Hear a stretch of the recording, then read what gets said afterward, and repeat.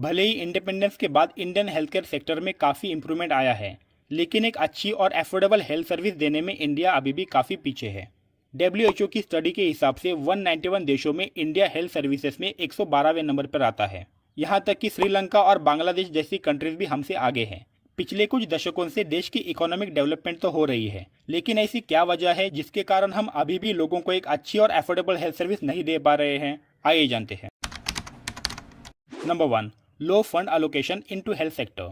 India के public health care जैसे government hospitals और डिस्पेंसरीज की हालत तो आपको पता ही है। आज भी कई सारे गवर्नमेंट हॉस्पिटल्स में मॉडर्न मेडिकल मशीन्स और डिवाइसेस अवेलेबल नहीं है। इंडिया की पब्लिक हेल्थ केयर सर्विसेज को सुधारने के लिए सफिशिएंट फंड्स एलोकेट नहीं किए जाते, जिसकी वजह से इंडिया में गवर्नमेंट हॉस्पिटल्स की हालत कुछ इस तरह दिखाई देती है, जिसकी वजह से लोग गवर्नमेंट हॉस्पिटल के बदले प्राइवेट हॉस्पिटल में जाना पसंद करते हैं। लेकिन प्राइवेट हॉस्पिटल में ट्रीटमेंट लेना हर किसी के लिए अफोर्डेबल नहीं होता, तो कहीं ना कहीं हमारी गवर्नमेंट को गवर्नमेंट हॉस्पिटल्स को ज्यादा फंड एलोकेट करके उनको सारी फैसिलिटी के साथ स्टैंडर्डाइज करने की जरूरत है।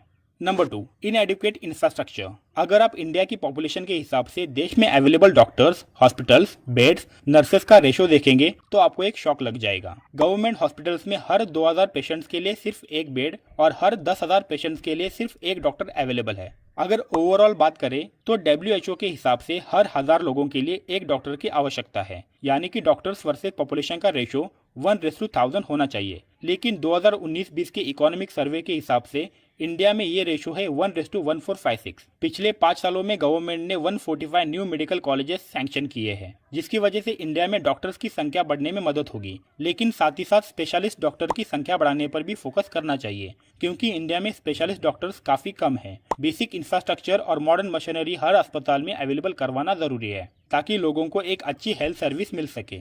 Number 3, inequality in urban and rural population. बाकी कंट्रीज के मुकाबले इंडिया के अर्बन और रूरल पॉपुलेशन में काफ़ी ज़्यादा डिफरेंस है, जिसकी वजह से हेल्थ केयर सर्विसेज में भी हमें फ़र्क दिखाई देता है। अर्बन एरियाज में रहने वाले लोगों की स्पेंडिंग पावर ज़्यादा होती है, जिसकी वजह से ज़्यादातर हॉस्पिटल्स, डिस्पेंसरीज, डायग्नोस्टिक सेंटर्स हमें शहरों में दिखाई देते हैं। इंडिया में 60% से ज़्यादा हॉस्पिटल्स, 70% से ज़्यादा डिस्पेंसरीज और 80% से ज़्यादा वेल ट्रेंड और well qualified doctors urban area में रहते हैं। इंडिया में 75% से ज़्यादा लोग रूरल एरिया में रहते हैं, लेकिन इंडिया के रूरल एरिया में अच्छी मेडिकल फैसिलिटी नहीं मिल पाती। कई सारे जिलों में सिर्फ 2 से 3 हॉस्पिटल्स ही अवेलेबल है, तो गवर्नमेंट को अर्बन एरिया के साथ साथ रूरल एरिया के हेल्थ केयर सिस्टम पर भी ध्यान देना चाहिए। Number 4, no optimum insurance coverage. India में मेडिकल इन्फ्लेशन हर साल 15% से बढ़ रहा है। एक अच्छे हॉस्पिटल में ट्रीटमेंट लेना काफ़ी एक्सपेंसिव हो चुका है। ऐसे में आपके पास एक मेडिकल इंश्योरेंस का होना बेहद ज़रूरी है, लेकिन लैक ऑफ अवेयरनेस और मेडिकल इंश्योरेंस का इंपॉर्टेंस पता ना होने की वजह से अक्सर लोगों को अपने मेडिकल बिल्स अपने जेब से देने पड़ते हैं। कई सारे लोगों को अपनी सेविंग्स भी तोड़नी पड़ती है, और कई सारे लोग लो इनकम और इंश्योरेंस कवरेज ना होने की वजह से एक अच्छे हॉस्पिटल में ट्रीटमेंट नहीं ले पाते। जहां वेस्टर्न कंट्रीज में मेडिकल इंश्योरेंस पर होने वाला पर कैपिटा एक्सपेंडिचर है 80% से ज़्यादा, तो इंडिया का है सिर्फ 30%, जो कि वर्ल्ड में सबसे लो है। इंडिया में 70% से ज़्यादा लोग एडिक्वेट इंश्योरेंस कवरेज ना होने की वजह से अपने हॉस्पिटल बिल्स अपने जेब से भरते हैं। तो कहीं ना कहीं लोगों को मेडिकल इंश्योरेंस की इंपॉर्टेंस को समझना ज़रूरी है, और गवर्नमेंट को भी इंश्योरेंस सेक्टर को बढ़ावा देने की आवश्यकता है। Number 5, no support for medical research.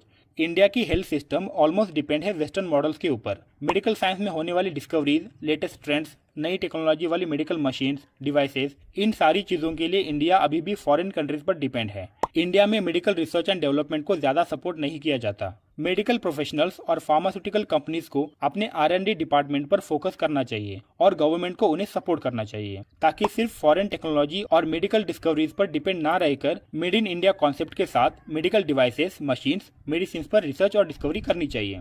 Number 6, less emphasis on preventive care. India में प्रिवेंटिव केयर को बहुत ही कम लोग फॉलो करते हैं, लगभग ना के बराबर। एक्चुअली प्रिवेंटिव केयर कई सारी बीमारियां और हेल्थ प्रॉब्लम्स को होने से रोक सकता है।